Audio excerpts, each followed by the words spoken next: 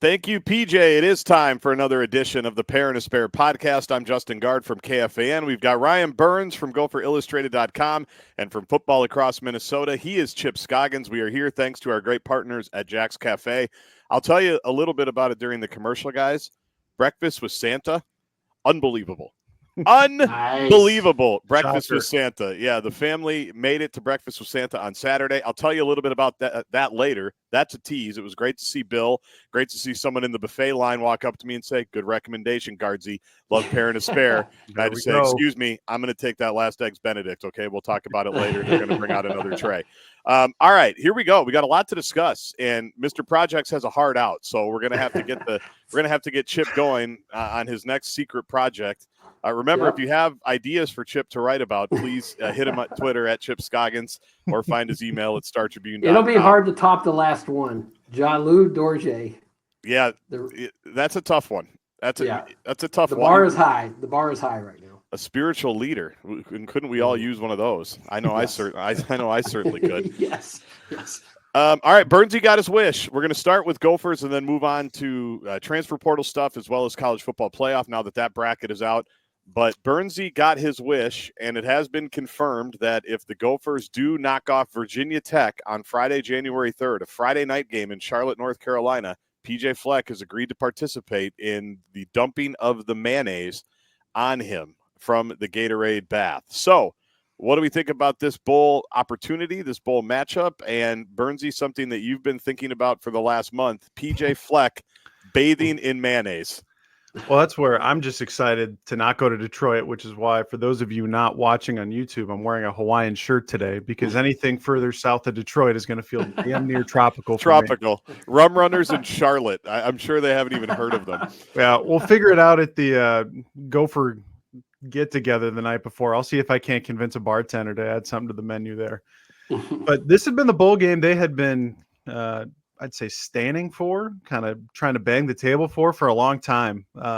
When you look at the options between the guaranteed rate, the pinstripe, Nashville was also one they wanted to go to. But once Michigan upset Ohio State, it kind of threw a wrench into everything. And that's where Michigan ends up going from maybe not even getting to one of the upper tier bowl games to now they're in Tampa. Everybody else has to slide around. Everybody else is trying to figure out where they were going to go.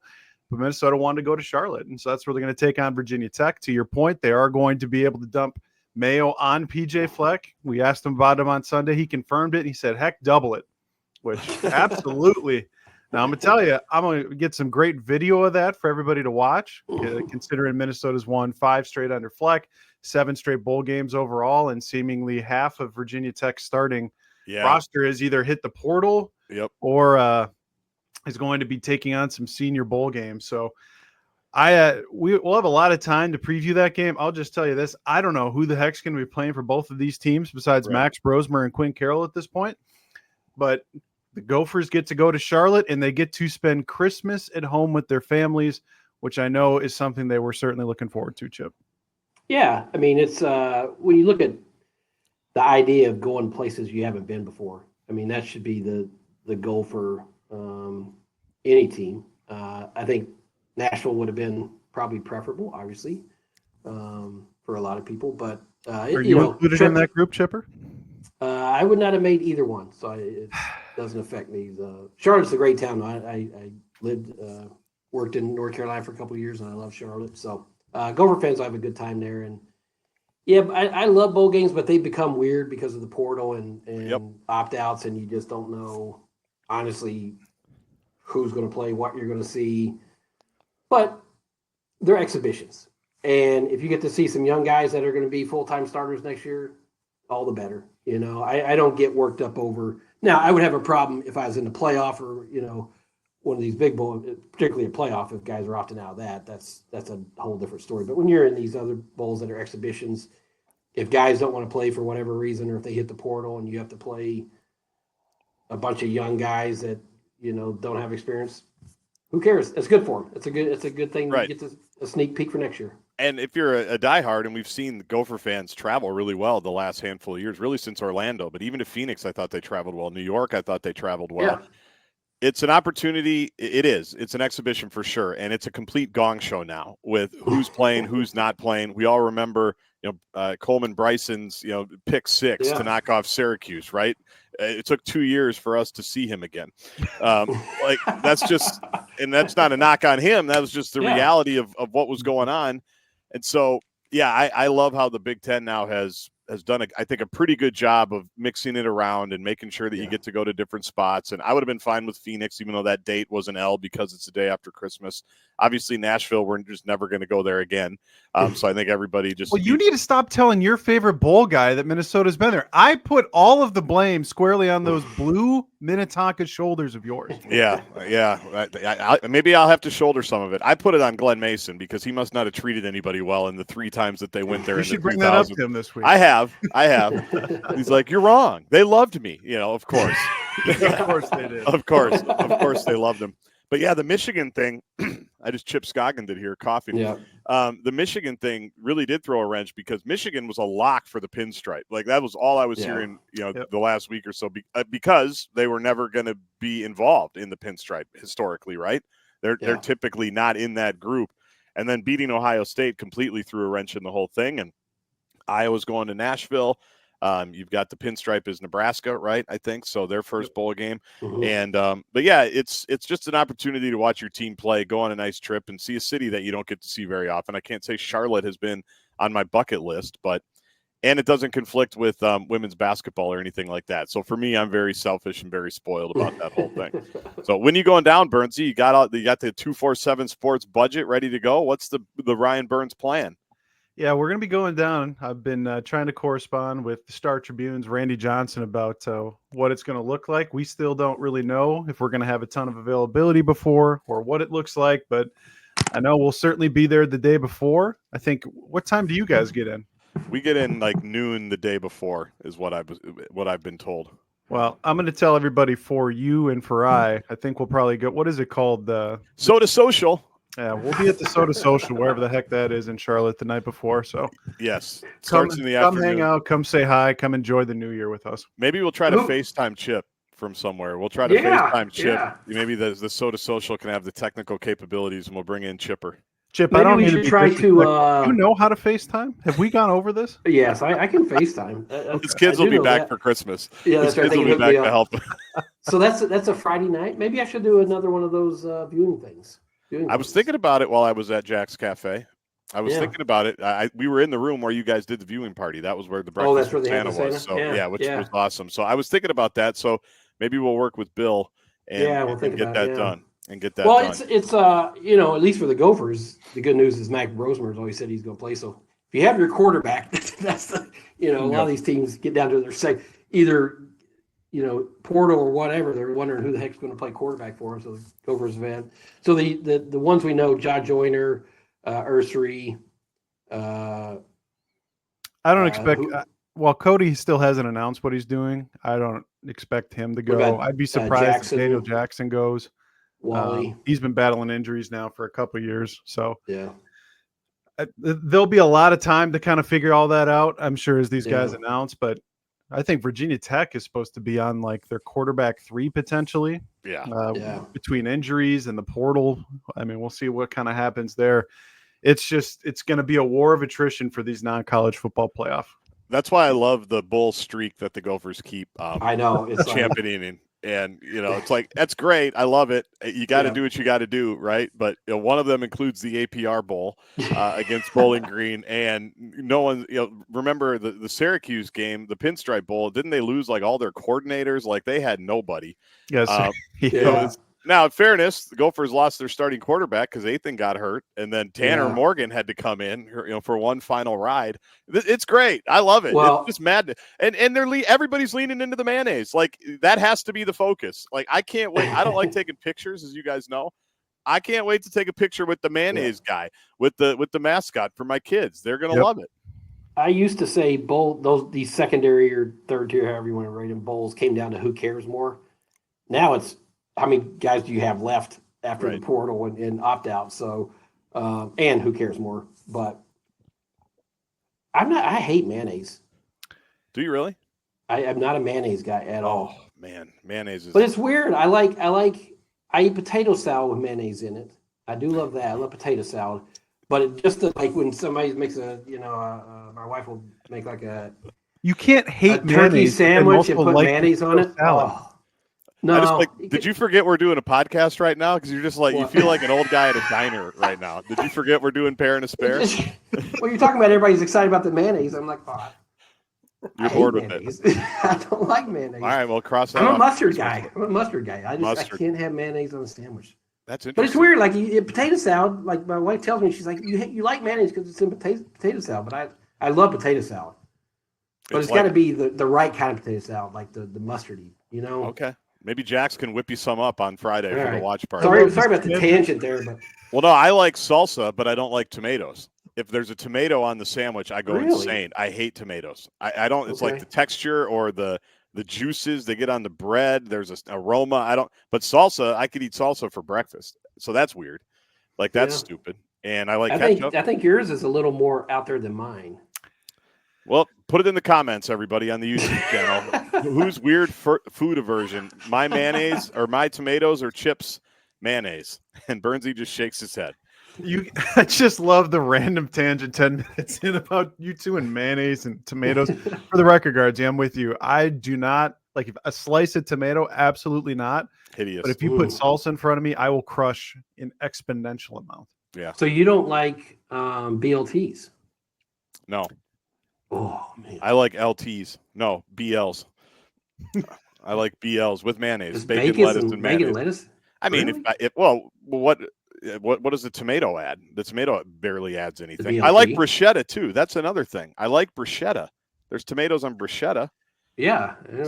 You're very strict. We'll get into a food podcast here at some point. Yeah. This become a food podcast. The other thing we didn't talk about before, but you mentioned, Coy Parrish and Darius Taylor and who's going to play and who's not going to play. No surprise that, at least for me, that they both made quote unquote announcements that they're coming back, I think over the weekend or late last week, whatever it was. And now they're jumping in with, I think this is I read about this dude like a month ago, the Roy app, Burnsy, where this dude's trying to NIL himself to everybody, where you can basically like pay the players directly. And it's an interesting idea. I'm guessing it's not like the greatest thing ever, that Dinkytown Athletes doesn't love it. I haven't talked to anybody about it, but this guy seems like a disruptor, but which is fine. I'm all for, letting these guys do whatever they want to do. But am I remembering the same thing? Is that what Coy and Darius were talking about when they made their announcements, within the last couple of days? Yeah, I'm a little bit unclear of why they tweeted that out, because then I was like behind the scenes talking to some people at Minnesota, talking to some people with NIL, talking to some agents about, okay, does this mean they've signed? And the response I got back, but when they tweeted that out, was they had not signed their rev share stuff yet. So I'm very unclear of why they tweeted that out. Now I will say this, I have every indication I've heard since the end of the season is those two are going to be coming back. And so it's great that they tweeted that out. I would say I'm not going to slander the Roy app. I would just tell you, I think we've seen a lot of these type of NIL companies come and go. Maybe this one has some staying power, but it is good news that Coy and Darius have at least said publicly on social media that they plan on coming back. I would just say the hay is not in the barn yet, as far as I've been told. Okay. So it's that was a very interesting. I think it was on a Tuesday they tweeted that out. So is that when it was? Yeah, yep. I get my days all confused. And Coy Parrish, obviously, as we taped this on a Tuesday, it was announced that he was first team All Big Ten, voted on by the media, as was Ariante Ursary, and Cody Lindenberg was second team All Big Ten. But you make a couple of high-profile splash plays early in the season, you have a bunch of interceptions like Coy Parrish did, have a nice punt return at Michigan. And that's all it takes, right? I mean, a great season, you get on people's radar, and he carried that thing through. Obviously, Burnsy, you talked last week about how great he was in the run game the last couple of weeks and making tackles and playing fast, but hard to ask for a better start from, as you like to say, the kid from Esco.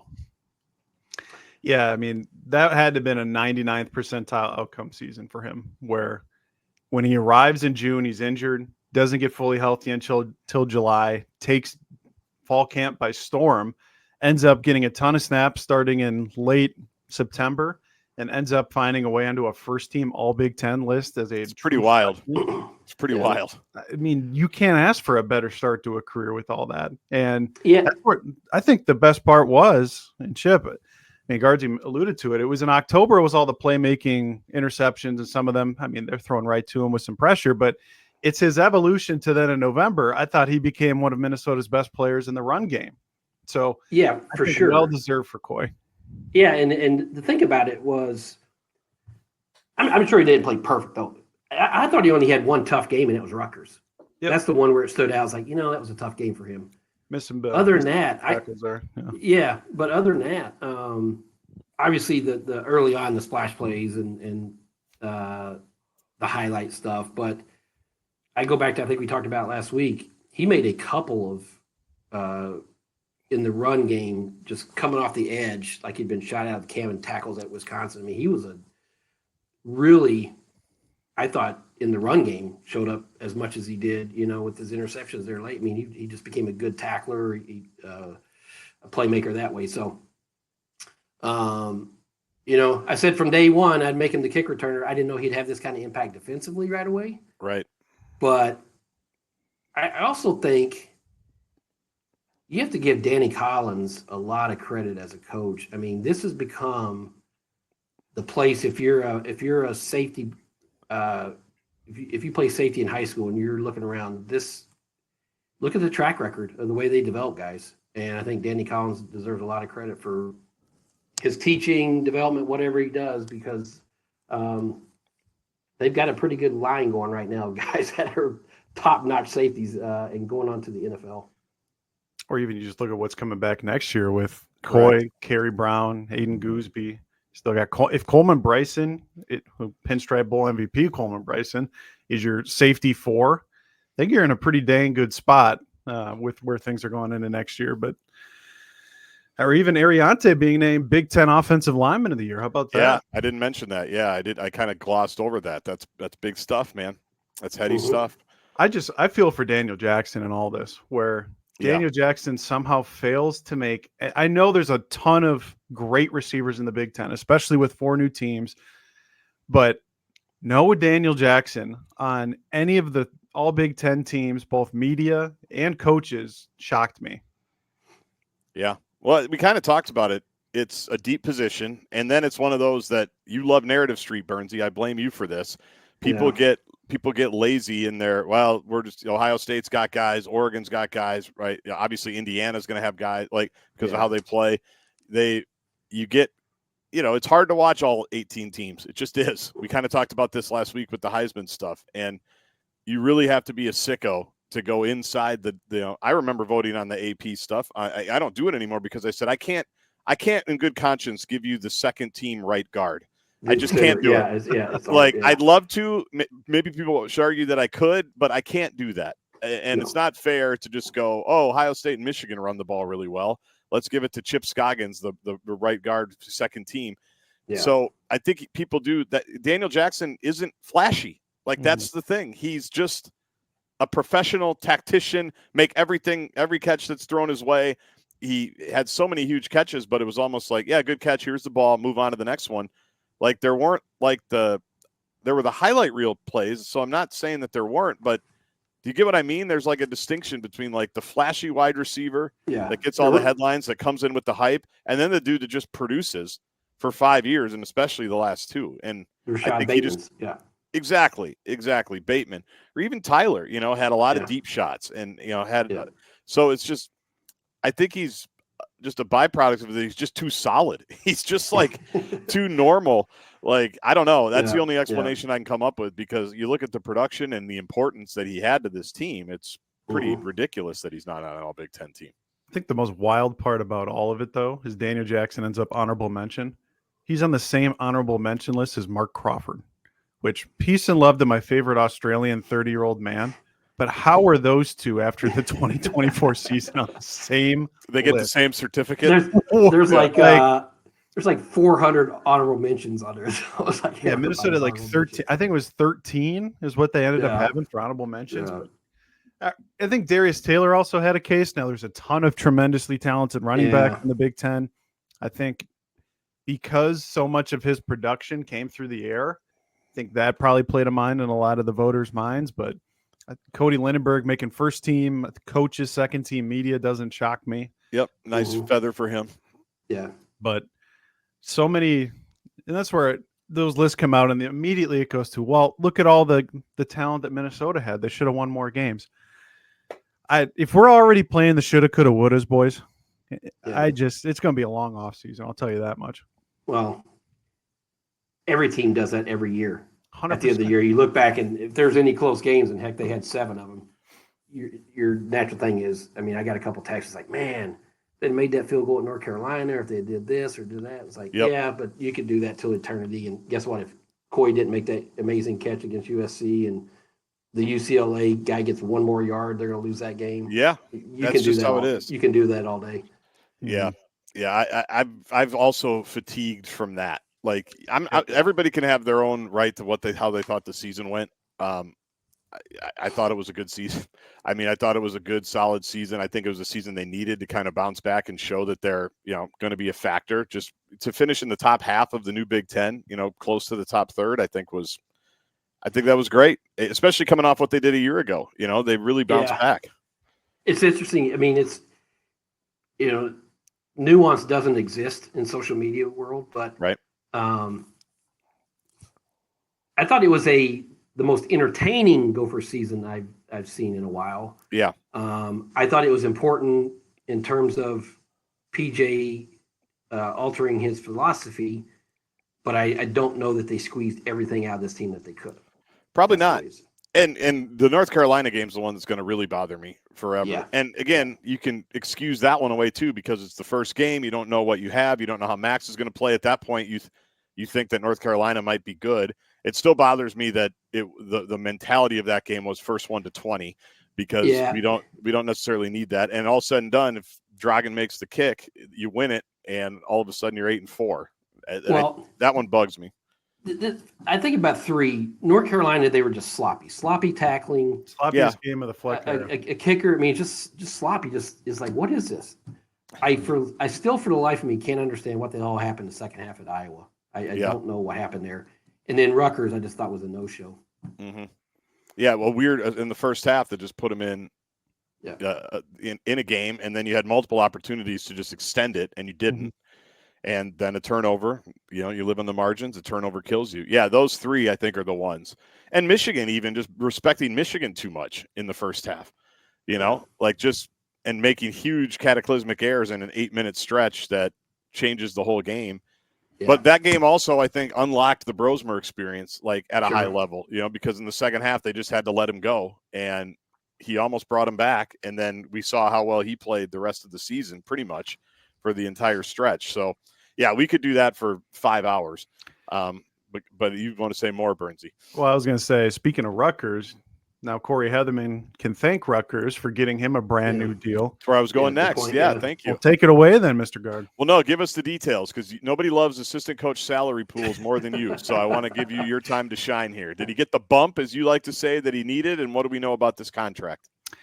We don't know the details yet, which I don't imagine we're going to know them for a few more weeks until the FOIA requests come in and everybody gets everything signed and dotted and whatnot. But when Joe Harris-Simiak, former Gopher coach, took the UMass job, which I forgot that UMass is going to be a part of the MAC next year, which I would imagine was a huge part of the selling point to Harris-Simiak. And I've heard he's got an outstanding assistant pool. He's got some of the best NIL now in the MAC as well. But when he left, because Greg Schiano and PJ Fleck only love to take coaches from one another, that's where Corey Heatherman's name got brought up. And from the sounds of it, I think Corey Heatherman's going to be going from about 850, 900K to now north of 1.1 million. So a nice little $200,000 bump there. And again, for what he did in his first year in the Power Four and the Big Ten calling plays with the personnel that he had, Chip, it's tough to argue with the results of that. Yeah, no, I mean, you got to give him a raise. I mean, he did a really outstanding job his first year. So it was 2 years. Does that take him through 26, or he had 1 year left? Yeah, so it's essentially a new deal through 2026, and we'll get the details about it. Now, the thing that made it interesting, even with Rutgers, was of Heatherman's buyout, which Fleck was tired of being burned from other coordinators taking Yeah. jobs. So what he had written into Heatherman's initial deal was Rutgers would have had to buy out the remaining salary, which would have been somewhere around plus or minus, say, $900,000, somewhere around there, which Rossi left for $330K, Shiraka and Harasimiak left for less than that. But from the sounds of it, Rutgers was going to be willing to pay that. I think Heatherman wanted to stay here. They were able to work it out. But I'm just glad that PJ Fleck and Greg Schiano, for at least it looks like one off season, don't have to steal coaches from one another. Yeah, well, I thought, losing Rossi last year, I thought was a big deal because, I think we all have a ton of respect for him. But no doubt, PJ he found a great replacement. I think Heatherman in his first year, in a different way than Rossi does it, but I like the way his defense plays. I like that kind of I don't know if controlled chaos is the right word, but just really creating turnovers through pressure and allow guys to kind of fly around. I thought really fit the skill set. So you don't want to be turning over coordinators every other year. So it's good that they're able to have some continuity there. It's a fun way to play defense. You mentioned the entertainment value of the season, Chip. A lot of it was the defense was great. I mean, it was so fun to watch. The pressures, the explosive plays, the turnovers, the sacks, the negative plays, all of that. It was great. Yeah, and this is well-deserved by Corey Heatherman. Was coming into it. I mean, that was a huge hire for PJ. It was a massive hire when Rossi left after the November a year ago and how bad the defense was and where's this thing going and who's the quarterback going to be. He had to get that one right, like he had to when he elevated Rossi after Rob Smith in year 2. He had to get it right, and he did. I mean, the guy knows what he's doing. The guy's a stud. And I thought his mentality, just being around him on the field, like he's an aggressive guy, aggressive beard, also has very cool Jordans that he wears. So the 90s child in me, I saw him before one of the press conferences. I'm like, dude, those are the sickest shoes I've ever seen. Like, that's my dream as my 14-year-old Guardsy wishes I could just wear those every day. I can't. I'm not cool enough. But his mentality, I thought, just permeated throughout the team, and well done by him, and good job. Whether the Rutgers team was legit or not, just don't mess around. Just reward the guy for doing a good job and keep him here for as long as you can. I know they like Danny Collins, and he might be the heir apparent if and when Heatherman does go do something, but I think it's great to keep Danny Collins where he is, letting him continue to grow, do his thing. Winston, same thing. Yep, and they've got a nice defensive staff here put together, and that's important because we know PJ likes to do his thing on the offensive side. He's not going to meddle too much, so you got to have someone you can trust over there, and he found another one because to have a top 10 defense again with a new coordinator with all those new dudes, good job by him. Do you want to talk portal real quick before we break, Burnsy, and talk college football playoff? It's about 30 hours old. I was worried about you yesterday. Chip responded to me right away when we were kind of setting this thing, and Burnsy was I figured he just went into the portal and got lost and was never to be heard from again. So what do we need to know? What are the high-level highlights of who's leaving, but also who they're targeting? Because we know they're going to be targeting a lot of positions. PJ said, I think last week, 10 to 15 players. So what do we know so far in the early stages of portal season? Yeah, I think a lot of people are surprised that, or I should say a lot of fans are surprised that there's not more bigger names from the Gopher side of things in the portal yet. I would say two things about that. One, if you're a younger player and you're not in the portal, why? Well, because you look at competition across the board for the spring. I mean, pick a position: quarterback, running back, not named Darius Taylor, receivers wide open, tight end, offensive line, defensive line, linebacker, corner. Like, you all have an opportunity if you stay to compete for playing time. And I think that's a big part of it. But even some of the best players on the roster for 25, the Koi Parriches, Darius Taylors, Anthony Smiths of the world per se, Minnesota's competitive in NIL now, and I can assure you they have made them very competitive offers between NIL and revenue sharing, which will be introduced on July 1st.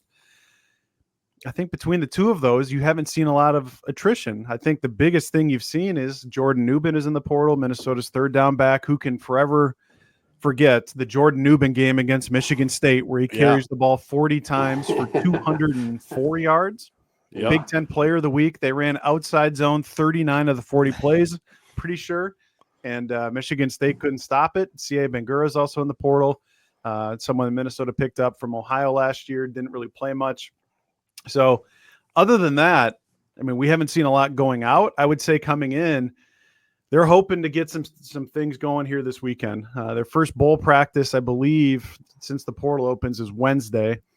And then they'll have another bowl practice this weekend, which people have to remember. They do get 15 of them, but because the bowl game is so far out yet, you kind of want to spread them out, be able to get more top heavy towards the latter half, towards that Christmas time. And I still think that, as Flex said, they're going to bring in 10 to 15 guys. People, I think the only other thing I want to say about it is the number one question I get is, well, we haven't seen a lot of guys go, so they can't bring in 10 to 15 guys like PJ said. That's not true.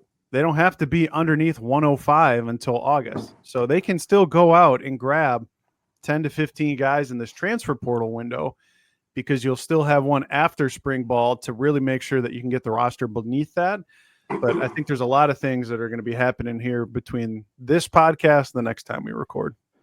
Anything from around the conference that has caught your eye so far when it comes to people leaving or people coming? Mostly people leaving at this point. It's still a little early to be committed somewhere else. I know offers are flying all over the place, but anything catch your eye from anything else Big Ten related that should interest us? Purdue's lost essentially their entire roster because of the coaching change. Barry Odom, their new coach, UNLV's own. Good coach. Good solid coach. So hopefully he can stabilize things for them a little bit. But essentially anyone who was anywhere close to all Big Ten has now left, including their best player, Dylan Thieneman, who was a freshman All-American. Wisconsin has seen a lot of attrition, which they've lost some bigger names too. And that's where Chip's got – who is the quarterback that you love so much that played against the Gophers, Chip? What's his name? Braden Locke. The one that they just had? Oh, yeah. Braden Locke? Yeah, he's now in the portal. They got to figure out what they're going to do with Van Dyke. Wisconsin also hired Jeff Grimes as their offensive coordinator from Kansas, that was an interesting reaction between Kansas fans being elated and Wisconsin fans being very sad about it. And our guy, Jimmy Zabrowski. Let's give him a shout out. Woodbury's own right there. Yeah. He's now the offensive coordinator at Kansas. And then I would say Nebraska too. By the way, Van Dyke is also in the portal. You mentioned what are they going to do with Tyler Van Dyke? He's in the portal too. I had to double check that, or he's leaving. Which that's where Kansas locked up Jaden Daniels to a new deal. So whoever the Wisconsin quarterback is going to be is not currently on the roster. But Nebraska has seen a lot of attrition too. They lost their defensive coordinator. They lost their defensive line coach, and some of their best players have hit the portal. I don't know. It's been a very odd first week, which maybe that's just the way college football is going. But Minnesota hasn't seen a lot of it yet. But I think as we continue to move forward, you're going to see more and more. Just made me laugh. It sounds like we're talking about NFL free agencies. Like Kansas locked him up now. They locked him up to a new deal. It's crazy. You're gonna start having to go to Manny's for recruiting for Gopher football. Yeah, like you used to have to do. When you were checking out TJ Hushmanzada and Bernard Berry and all those guys. It's just so funny. It's just like rolls off the tongue. He's like, yeah, Kansas locked him up to a new deal. Well, until we get the CBA going in like 2028, this is the way it's going to roll. All right, so keep it at gopherillustrated.com for all your portal news. At Ryan Burns MN on Twitter. Burnsy, you can handle all of that. I'm going to stay out of that one. I can't wait until the portal closes. I'll read what you write. Yeah. Yep. I read the daily notes that Burnsy puts on the message boards, and I glance at them, and I do all of that. But we'll let you handle all of that, buddy, because nobody does it better than you. All right, let's pause here. We're going to talk college football playoff when we come back. The list is official. The games are official. It's really exciting time. I'm looking forward to it. But we got to talk about our friends, our great partner at Jack's Cafe, JAXCafe.com. Since 1933, right here in Minneapolis, Jack's Cafe has been providing great food, great experiences, first class every step of the way. And we did do Breakfast with Santa on Saturday. We knocked out the first one. I will say this. They've got two left, the 14th and the 21st. Seating's at 9, 10, and 11. JacksCafe.com for information there. My son, Grayson, my 8-year-old, I texted Bill about this, was a walking billboard for Jack's Cafe the rest of the weekend. We went to the 9 o'clock seating, Eggs Benedict, gingerbread pancakes, cheesy hash browns, all kinds of pastries, fruit, sausage, bacon, little waffles, ridiculous, right? It's upstairs at Jack's. You walk in, you go up the stairs right by the bar. To one of the rooms that they have there. They've got balloons for the kids. Amazing. Santa, amazing. Although Santa almost blew it because Santa recognized me and he's like, I recognize you. I'm like, yeah, I'm on the naughty list. I'm like, I recognize you too. Right? What's it like to be a celebrity like you? Well, it's like, hey, can we recognized by Santa? Can we ease up here, Santa? Yeah, I was on the naughty list for a decade. That's why. Geez, we're trying to keep the magic alive here. But my 8-year-old was a walking billboard because they have face painting in 2 different locations, and not just like, hey, we're going to put a candy cane on your cheek or whatever. My son, I should have brought the picture up, basically had a full Santa face on. He had the beard. It was the all white beard with the red and the hat. And everywhere he went, people asked him, where did you get that face paint? And we got to tell him, breakfast with Santa, Jack's Cafe. Food was great. Vibe was great. They had Rudolph the Red-Nosed Reindeer playing on the projection screens. It was our first time doing it. I can't say enough good things. If you have kids, the vibes are high. And the vibes are great, and you're going to have an awesome time. Our kids absolutely had a great time. It's totally worth it. JacksCafe.com if you want to do breakfast with Santa. But if you just want to have a great date night, Burnsy, or just, go hang out at the bar, they've got something for everybody at Jack's. Yeah, my reservation's next week, and I can't wait to go have that delectable steak. But look, I don't even have children, and you make me want to go to breakfast with Santa because why don't you go get your face painted? The energy there sounds incredible. Yeah. My daughter got some type of like mistletoe on the side of her face, like with some bells and stuff. I mean, they're pros. Jackson, my oldest, had a basketball game like an hour later, so we didn't think showing up. One kid had the Grinch. He was full Grinch. That's it was awesome. Incredible. So we didn't think full Grinch would be good, for the Eden Prairie 4C traveling basketball tournament. Yeah. But it was worth it. What it sounds like to me, and it reminds me of one of my favorite things about Jack's, and just holiday season in general, like when you're driving around, everybody's on the roads, right? During holiday, everybody's out shopping. It just drives me crazy. Like you can't get from one end of town to can't park anywhere. Forever. And then, like you're telling me about Santa, breakfast with Santa. That sounds like a lot of people. But you know what? You don't have to drive around the parking lot 45 times waiting for a spot. They got the best parking lot of any restaurant. I mean, That thing you can see for a mile. There's so many spots there. Like that's a big deal for me. Like I don't like driving around looking for parking, and I love that Bill has that big parking lot. You know you're gonna get a spot. It was awesome. It was awesome, and we had a lot multi-generational. It was just our family that went. My immediate family, just my wife and my kids. But we had grandparents there. You got the babies running around. Kids are in their Santa jammies. It's the best ever. So that's awesome. Yeah, vibes are high. So if I can't recommend it highly enough, JaxCafe.com. Thanks to Jax for everything, and it was great to see Bill as well. And make your reservations at Jack's Cafe, JaxCafe.com. We're finally here, the 12-team playoff. It's official, and I know Chip has eyes on Columbus, Ohio, December 21st, when his Volunteers head up to take on the Buckeyes. But let me just run it down in case people don't know. The 4 byes: Oregon, number 1, Georgia, number 2, Boise State, the Mountain West champs, 3rd, Arizona State, Big 12 champs, 4th.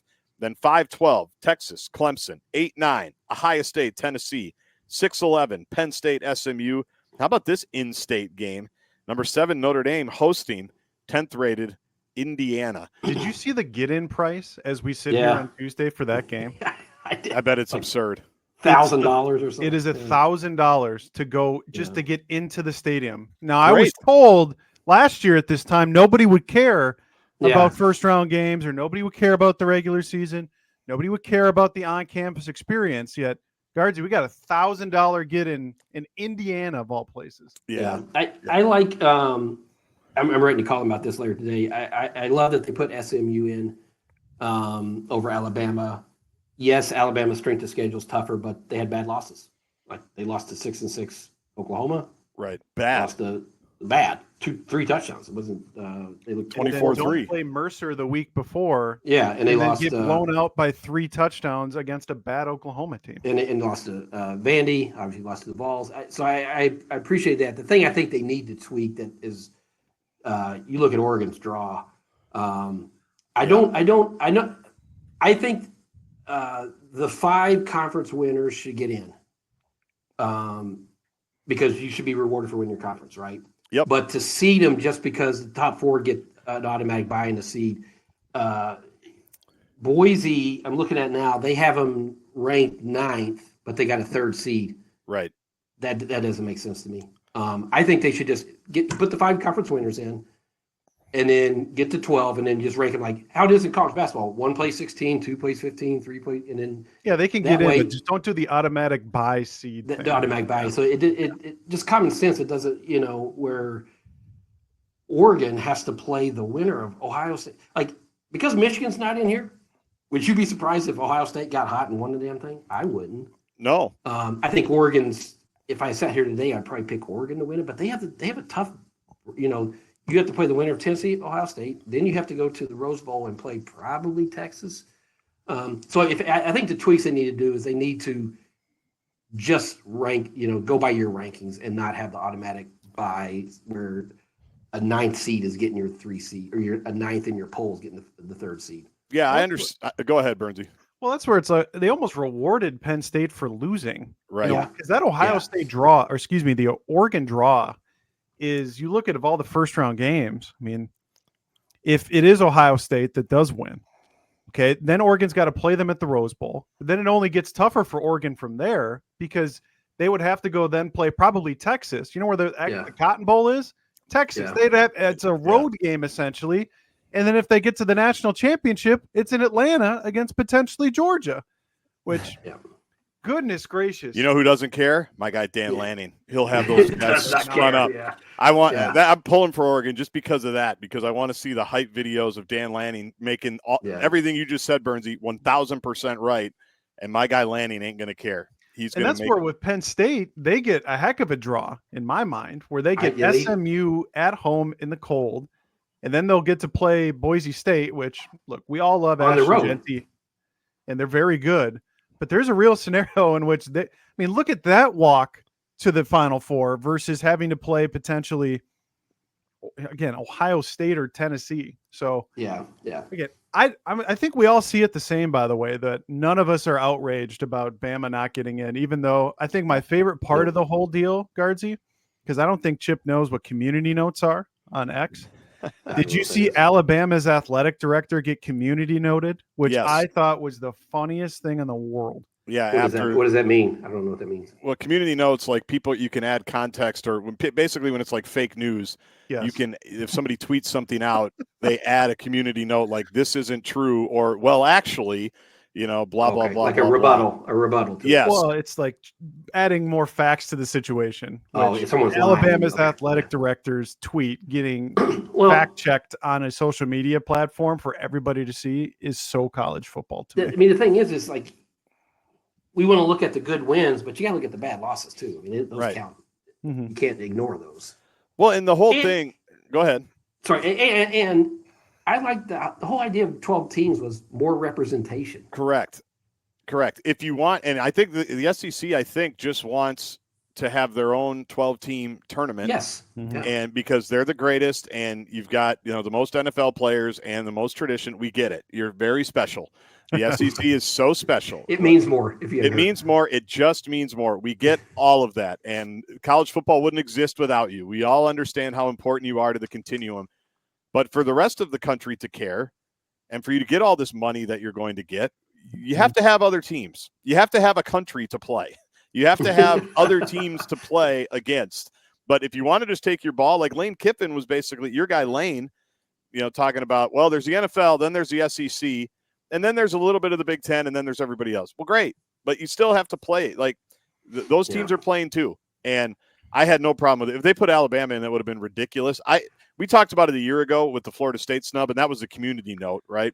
That they jumped Florida State a year ago. Which we almost got there if Texas doesn't screw up that Georgia game this weekend. What would the committee have done? Because it doesn't sound like their quarterback. Yeah, his name escapes me right now. Carson Beck. Yeah, it doesn't sound like he's going to be able to go. What would the committee have done? Totally. If Texas just doesn't screw up that game. Yeah. Well, and the other thing is the key injury. Yes. And their problem, and my guy Dan Wetzel wrote about this, the other problem, and I don't know how they fix this, because they put themselves in all these different boxes as you go. It's very fun for 6 weeks to do the rankings. They shouldn't do it. They shouldn't do that. But I don't know if I think they're going to keep doing it, but they put themselves in boxes of, well, this team's ahead of this team now. And with the SMU Alabama thing last week, they were rated ahead of them, right? SMU and Alabama. Yeah. So you put yourself in the corner of, well, if SMU loses, we can't in good conscience just bump Alabama because SMU had to play another game and Alabama didn't earn that opportunity. Like, they put themselves in all these corners, and that Florida State one would have been an epic example when their whole point last year was, well, we saw what kind of team they were without their QB. By the way, they were right. They were 100% right, but it doesn't matter. But with Georgia, Burns, it's the first thing I thought. Yep. When he went out, I'm like, oh, man, if I they would've lose this loved it. game, what do they do if he's got a bad injury? Because they literally did this a year ago and left an undefeated team out. Well, they are creating, by having the weekly build up to this. I understand what you're doing. It gives us all content to talk about for the week. And in college football's, we can debate where these guys were on a weekly basis, but they make it a lot harder to themselves if they just rolled out the last week and said, here's what it is. You don't know what we were thinking all the way through. It's hard because all conferences are not created equal. Right. But even within each conference, all schedules are not created equal. And so you're judging, like, look at Indiana, who they had to play versus, someone else in the Big Ten, where you're playing more of the top teams. So it's hard. There's always going to be some subjectivity to this when it's humans ranking teams and trying to figure out, what is 2 losses in this conference versus 1 loss in that conference. Yep. But I think, to me, I think that the step that they have to do is do away with the automatic buys and just, I think that's true. And just rank them 1 through 12. Yep. 1 plays, and then you figure out your buys, because you could have a second place team in a conference still get a buy. You think, we think they're the 4th best team right now. Right. Versus putting a team up there that, you have 9th or 10th in your rankings and giving them an automatic buy. It's like, well, you think they're the 9th or best team. Why are they, Right. I think that's a flawed premise. Yeah, I think that's an adjustment they should make before next year, is the Clemsons of the world get in, or the Arizona States or whoever it is, but they just don't get the automatic buys. I would also say I'd be curious if the College Football Playoff Committee next year doesn't release rankings after the final regular season week like they did this year, to kind of then box themselves in. Plus, Warren Manuel said some things that he shouldn't have said, which boxed himself more into a corner. Leave that ambiguity open for more interpretation to be able to move things around. Mm-hmm. I'd also say super special SEC, maybe go to 9 conference games like the Big Ten does, and then we can kind of go back and forth there a little bit more too. But again, I just, for so much of this angst about it, I mean, I'm excited to see what players like Ashton Genty and Cam Scatabo, who is absolutely incredible to watch, the bowling ball that he is. Yep. But I think there may be not a more fascinating team in the college football playoff than the team that Chip's Volunteers are going to go against. I agree. Because Ohio State has enough talent to win it all. Ohio State has enough talent to lose. And if they lose immediately to the Vols, I think Ryan Day's out. Ryan Day's, he'll be gone then, I think. Like, that game, like, everybody, like, my wife loves to watch like a show called Below Deck, which is just like some weird like boat drama stuff, which, okay, for men, or at least for me, I love the drama of knowing that guy's job is on the line. Yeah. Like, there is drama within all of this, or even just the way it kind of played out on Sunday, which, can we also talk about how it took 25 minutes to get to the bracket? Yeah. Can we do like we do on Selection Sunday, where we just go bing, bang, boom? No, they got to draw it out. That's what's happening. When you got 68 teams versus 12, I mean, you got to fill an hour, however long the thing was. So. Well, we're having conversations that you, myself, and Guardsy have had now for weeks and months on end, and I understand trying to draw it out for commercials and whatever. Yep. How long before we're at 16 teams and no buys? I bet within the next couple of years after this TV contract runs out. I agree. So that and was then 2 you years. go 1, 16, 2. I like 12, but I'm fine with 12. Is it ever enough? Is No. it ever enough in anything? Like, when does everybody say, this is good enough? No, it's always going to be more. Because guess what? These TV executives are going to see. Now, it wouldn't be any more games because you're going to have to win 4. Like, some are going to have to win 4 to win it, right? Right. Some might win 3, but It'd be Ohio an extra State would game have to for win 4 teams. Yep. Yeah, but they're going to look at those TV ratings, which are going to be massive, and they're like, hey, let's add 4 more of these, Yep. I can't wait. I'm so excited that it's here. I love the conversation that it's driven all year long. I love that there's always going to be somebody whining, right? The SEC was whining this year. And when they do Bama. It's Bama. And it's Bama. Yeah, Bama's AD. It's just hilarious. Just absolutely no self-awareness. Or even Saban on the selection show, which But I think love about this. Saban. Yeah. But goodness. But I was thinking about this driving in and thinking about my column. Like, we talked about how college football has changed this year and it's off its axis. And that committee put SMU over Alabama in the playoff. Just think about that. Yeah. How wild that is. That SMU is over Alabama with all their muscle and might and history and all that. They put That's them great. in. I love it. It's tremendous. And I can't wait to watch the games. I just cannot wait to watch the games. It's going to be fun. We'll talk more about those because it's not till December 20th and December 21st, the first round games. But let's quickly mention the Heisman finalists because they have been announced. The trophy will be awarded Saturday. Travis Hunter, Ashton Genty, Dylan Gabriel, Cam Ward. Seems pretty chalky. It seemed like you look at all the betting odds and everything leading up. Really no surprises there, right? I think the first two in particular, Hunter and Genty, it's pretty obvious. It seems like it's coming down to those two with just how people are kind of talking about it, but no real surprises there, I don't think. What do you guys make of it?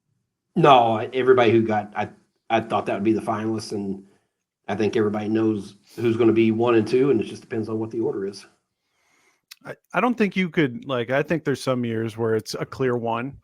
And I think Genty and Hunter, it's going to be very interesting to see kind of the split that it ends up being with who voted first versus second, because again, all three of us are Heisman voters, are good for us, but you know what the language is about what you're supposed to be voting for, but it's always interpreted differently by different media members. And you take Genty off of Boise State's probably not in the playoff, but if you take Hunter off of Colorado, they're not in the position that they are in either. Plus, he's doing things. I mean, I think he's almost the Shohei Ohtani of what college football was. Good analogy. He's doing things that haven't been done since Deion.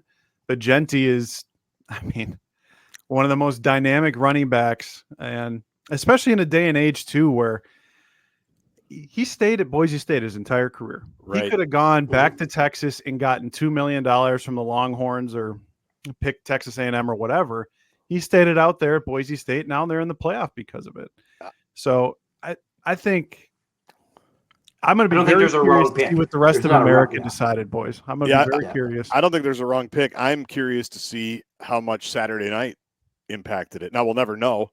We'll never know, but because Genty obviously had the whole eyes on him and was spectacular against UNLV, right? And for some people, that might have been the first time they really sat down and watched a Boise State game. They're like, oh, yeah, I get it. This guy's different. Vote. I mean, who knows? He could have swayed some people. That's why, they have people, you have the deadline of Monday after to vote for it so that people can, I don't know if there's a late push or not, but we'll see. I'm curious to see the breakdown too. You would hope if you've had a Heisman vote, you'd seen Genty before Saturday or know about it. What he's but there's doing. 900 voters, right? I know. I'm sure there's some that maybe, I don't know, but I would hope you would know how great this guy is. Mm-hmm. Lastly, real quick, because Mr. Projects has a heart out. Yep. Saturday is Army Navy. I'm just telling everybody, watch it. If you can't watch it, watch the Open on CBS because the Open is always epic. They always do something. A lot of times it's either the parents talking about their kids that are serving the country. I've been, I don't know how many times, a lot. I wish I was going this week. Here's my scarf. But I got replaced by John Creasel, the war veteran. That's great. Yeah. Guy loses his legs in an IED explosion, and now he takes my spot. It's like, whatever. Okay, let's compare. You, Mr. I get identified by Santa at Jack's Cafe for that. I don't know which one's more important. Yeah, I know. So I'm bummed that I can't go because it's so much fun. And the Open of it, and if you haven't ever gone, people say it's cliche, bucket list, blah, blah, blah. It absolutely should be. And just for the whole weekend, especially when it's in Philly, I don't know about in DC, but Philly, it just takes over the town. There's people that, you see class reunions and people that serve together. And just as a civilian, as Creasel calls me, as one of Creasel's, I always tell Creasel how proud I am to be one of his civilian friends because there's differences, right? There's the guys you served with, and then there's your civilian friends. It's so great. It's just, and both teams are good this year. And it's always going to be like 16-13. It's triple option forever. if you have time, watch it, because the best way to describe it is, or that it's been described is, everybody on that field has signed up to die for everybody that's watching. Yeah. They don't want awesome. To. They obviously don't want to, but that's the commitment and the pledge that they've made, and it's incredible. I mean, I get goosebumps just thinking about it. So watch the Open, if nothing else, just to feel that emotion. I'm envious of you because, as you know, that's my number one bucket list in college football, and I will get there someday. Let's get it done. Pair and a spare, boots on the ground. Next year, we'll go. Maybe I'll make it a point to go next year, because it is number one and not a close second on my bucket list. Boxing the Friday night before, which I've gone to, where cadets and midshipmen are fighting in like a conference room. It's epic. I mean, it's just you feel better. You do feel better about America. I'm not being hyperbolic. You really do. You feel like we're going to be okay. Yeah, it might be a complete gong show sometimes, but we're going to be okay because these people are working for us and fighting for us. But when you watch it on TV, the visuals are striking too. Yeah. I can only imagine what it's like in person. I'm just imagining you walking out of the stadium after that game, Guardsy, and all you see is 400 bald eagles flying around, screeching America with how proud you are. Yep, I'm listening to Lee Greenwood the entire flight home. Yeah. All right, everybody. Chip's got to go. Mr. Projects has a heart out. He's going to go. Thanks, everybody, for listening to the Pair and a Spare podcast. Make your holiday dining reservations at Jack's Cafe, jaxcafe.com. Breakfast with Santa. There's still 2 more left on the 14th and the 21st. We will talk to you next week on the Pair and a Spare podcast.